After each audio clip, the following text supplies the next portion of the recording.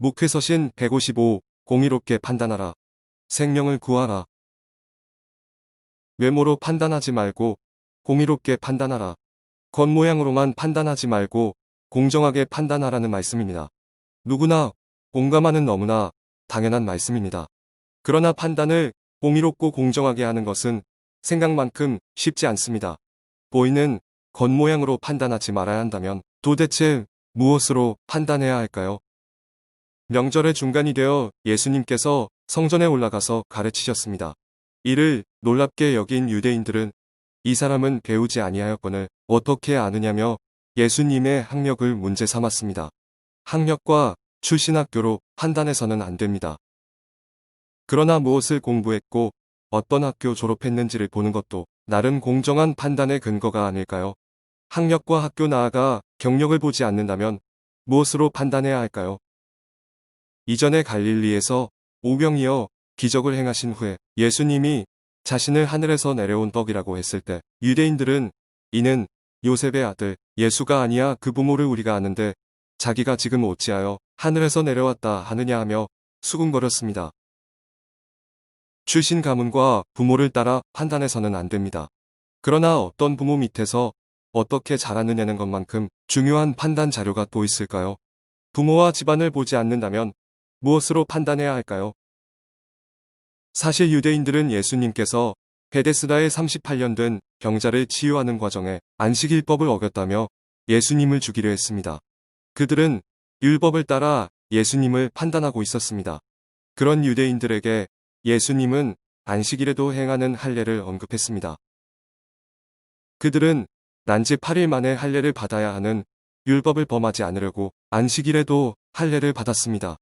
그러면서도 그들은 안식일에 사람의 전신을 건전하게 한 것으로 인해서는 노여워했습니다.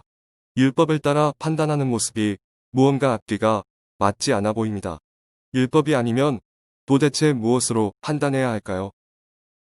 외모로 판단하지 말고 공의롭게 판단하라는 말씀의 의미를 충분히 이해하려면 비슷한 안식일 논쟁이 벌어진 누가복음 6장에서 하신 예수님의 말씀을 주목해야 합니다.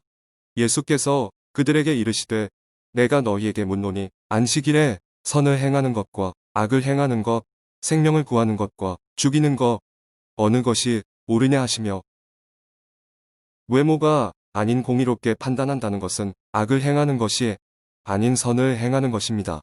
공의롭게 판단한다는 것은 생명을 죽이는 것이 아닌 생명을 구하는 것입니다. 무엇이 공의로운가는 무엇이 선한가입니다.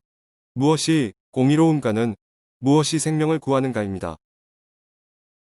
공의롭게 판단하려면 학력도 살피고 경력도 보아야 합니다. 어떤 부모 밑에서 어떻게 자랐는지도 보아야 합니다. 그리고 전통과 율법에서 어떻게 말하는지도 보아야 합니다. 그러나 그 모든 것보다 중요한 것이 생명의 가치입니다. 생명을 구하는 일보다 더 중요한 것은 없습니다. 오늘 하루도 외모가 아닌 공의롭게 판단하기 위해 생명을 먼저 살피십시오.